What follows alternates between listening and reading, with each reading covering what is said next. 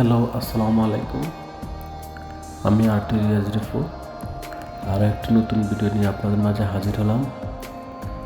ভিডিওটি নিয়ে আসার কারণটা হচ্ছে এত গরম তাইফ শহরে। আগে তো জানতাম তাইফ শহরে ঠান্ডা মোটামুটি, এখন তো অনেক গরম পড়তেছে। তো ঘরের ভিতরে কাজ করতেছি, আপনাকে দেখাচ্ছি আমাদের দোকানটা।